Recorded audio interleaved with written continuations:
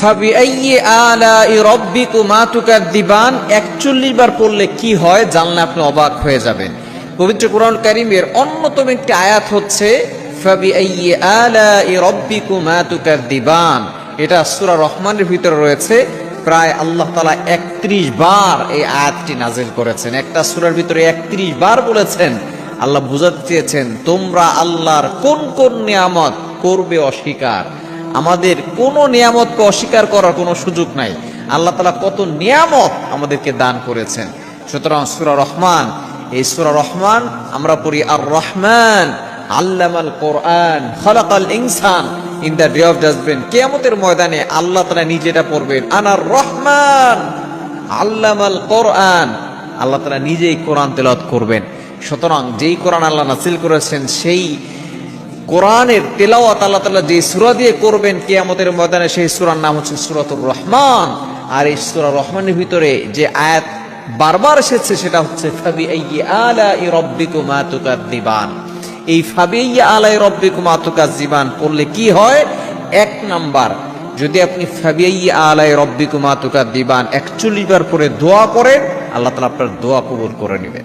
অনেকেই বলেন হুজুর দোয়া কবুল হচ্ছে না। আপনি এই আয়াতটা আপনি বারবার পড়েন, আপনি বেশি করে পড়েন।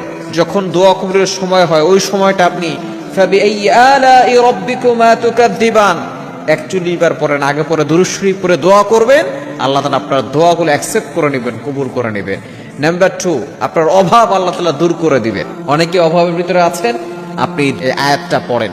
এবং 3 নাম্বার, দুশমনের দুশমনি থেকে আল্লাহ আপনাকে হেফাজত করবেন। এবং 4 নাম্বার হচ্ছে আল্লাহ পাক রব্বুল আলামিন সকল বিপদ দূর করে দিবেন। এবং 5 নাম্বার, আল্লাহ পাক রব্বুল আলামিন আপনাকে অগণিত নিয়ামত দান করবেন, অসংখ্য অগণিত নিয়ামত দান করবেন। কারণ আল্লাহ পাক রব্বুল আলামিন কিন্তু নিয়ামত দেওয়ার মালিক। সুতরাং এই আয়াতের ভিতরে অনেক বরকত রয়েছে। ফাবিআইয়ি আলাই রাব্বিকুমা তুকাযযিবান, তোমরা আল্লাহর কোন কোন নিয়ামত করবে অস্বীকার। আমরা কিন্তু আল্লাহর কোনো নিয়ামতকে অস্বীকার করতে পারবো না। সুতরাং এই আয়াতটা পড়ে যদি আপনি দোয়া করতে পারেন, দোয়া কবুল হবে, বিপদ দূর হবে, অভাব দূর হবে, আল্লাহ তাআলা নিয়ামত দান করবেন, বরকত নাজিল করবেন। শুধু তাই নয়, দুশমনের দুশমনি থেকে আল্লাহ তাআলা আপনাকে হেফাজত করবেন।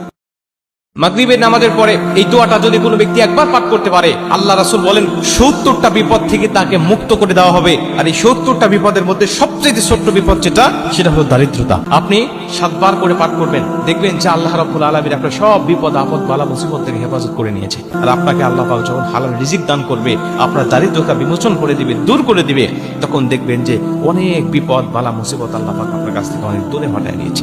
আপনি মাগরিবের নামাজের পরে দোয়াটা পাঠ করবেন, লা হাওলা ওয়ালা কুওয়াতা ইল্লা বিল্লাহ ওয়ালা মানজা মিনাল্লাহি ইল্লা ইলাইহি।